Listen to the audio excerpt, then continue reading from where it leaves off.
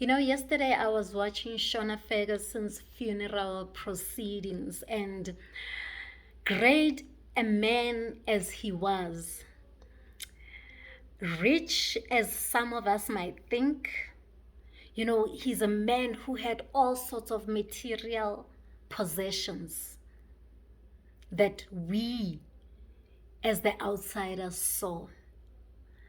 But the one thing that I took away from his funeral proceedings was the fact that nobody ever mentioned his possessions.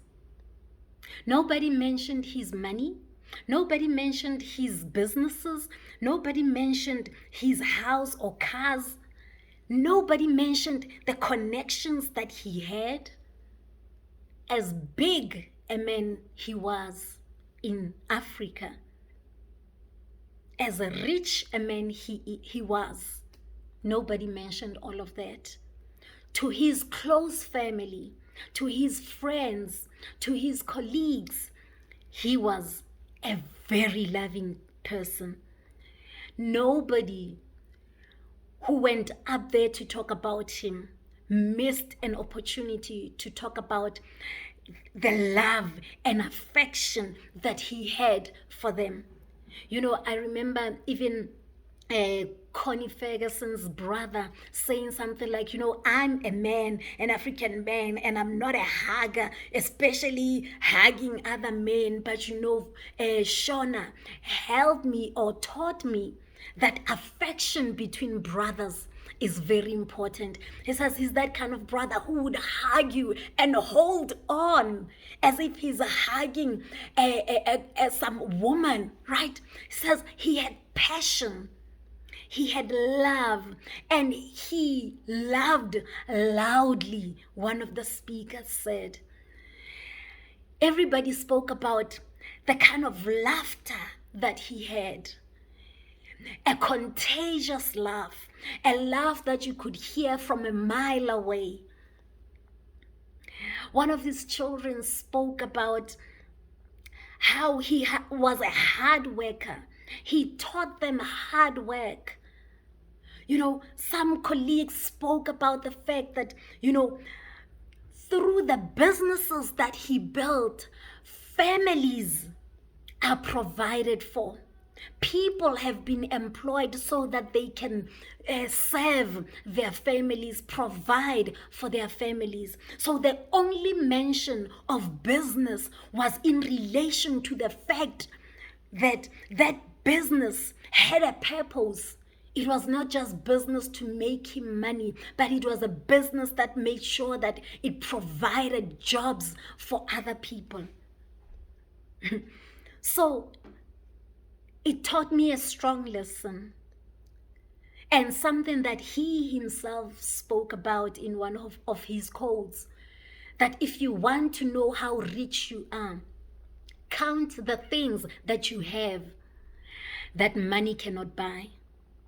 He said that while he was alive, and when people started talking about him, then you knew he wasn't a man about just his money, just his possessions. He was actually a person who loved people. He had a love for humanity. So today I want to talk to you about, will you have peace? I am Pulaa Montz, your inner voice magnified. So, it got me thinking, will I have peace when I depart this earth? Will I have peace that I've given this earth my all, that I've poured everything that I am into the relationships that I have? Will my family be at peace with the fact that I'm gone, because they know, I left a legacy for them, a legacy of love, a legacy of affection, a legacy that would say, she brought the family together. She was the glue of this family. What kind of a legacy are you leaving for your family? Will you be at peace when your loved ones depart this earth? will you know that you poured everything that you could pour into that relationship? Or will we start struggling with our loved ones departing because we know we never showed our love and affection when they were still alive? How many things are we neglecting? How many relationships are we neglecting because we are busy with our jobs, for example? Yes, trying to feed the family, but do they know that you're trying to feed them? Do your kids appreciate that you have to always neglect them because you want to feed them? You know, I heard one of the speakers at Shona Ferguson's funeral proceedings saying he was a man who always made time for his family. He says, you know, if you were a friend or a colleague and he felt like you were coming in between his relationship with his family, that friendship would end. He made time for the Ferguson's foundation, they said.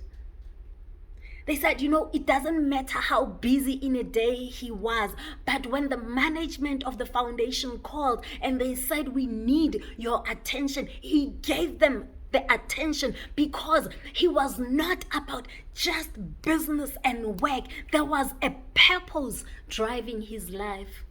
Will I rather have peace when I depart, or when my loved ones depart, because I know that, you know, I've given my all? How will I be remembered? How will I remember my relationship with my loved ones when they depart? In this time and era, have you forgiven somebody for the wrongs that they have made? How long will we keep on holding on to unforgiveness when we see that people are departing this earth every single day? We see that this pandemic is just causing chaos in our lives. We are all, like everybody is affected. Does your heart still have space for unforgiveness? You know, we all somehow keep thinking we have time. You know, for those of you who know me personally, do I know that you love me? And do you know that I love you? You know what? If you come across this video and you know that I know you and you don't know how much I love you, please make sure you get in contact with me, because I'm making a mistake. Nobody in my life right now is not without a special place in my heart. If I haven't told you, please let this video tell you. But if you need me to tell you face to face, let me know that I haven't told you what special place you have in my heart. You know, I was just thinking about my relationship with my brother. We are two siblings, right? And because he's a brother, I found myself being so close to my cousin sisters rather than him.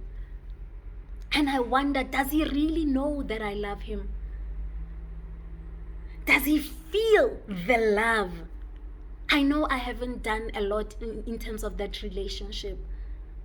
And I'm committing myself right now to do that, to invest a lot more in that relationship, so for him to always know that I have his back.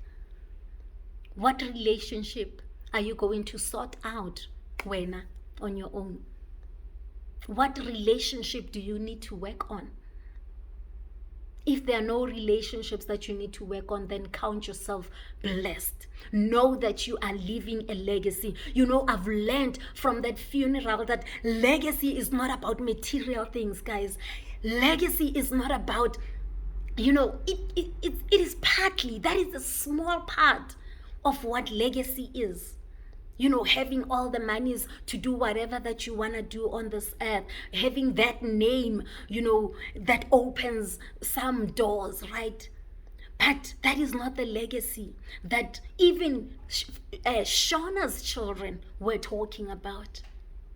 They spoke about love. They spoke about hugs. They spoke about laughter. They spoke about the experience of him in the family, how they experienced him. How will your children speak about you? How will your family speak about you?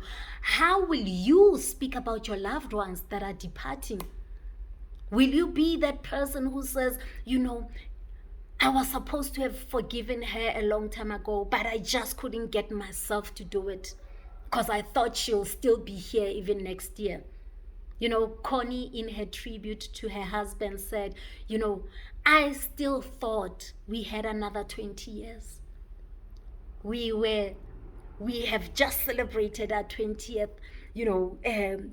year of knowing each other.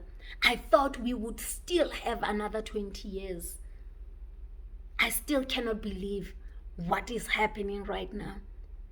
So we might be thinking that the people in our lives are so healthy, they will still be here even in 15 years' time. I will forgive them next year as my New Year's resolution. Can I just tell you?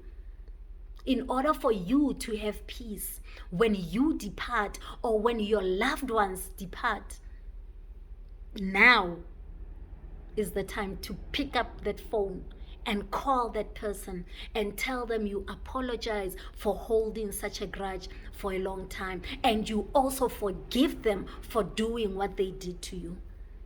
Release yourself, free yourself of anger, free yourself of bitterness, and that is how we will have peace when we depart this earth or when our loved ones leave us.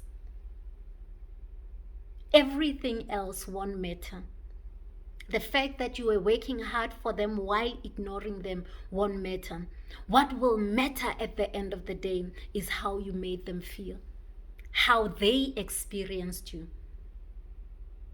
How do you think they are experiencing you right now? Work on those relationships. Let's all work on those relationships. I am Pulaa Montz, your inner peace and purpose coach.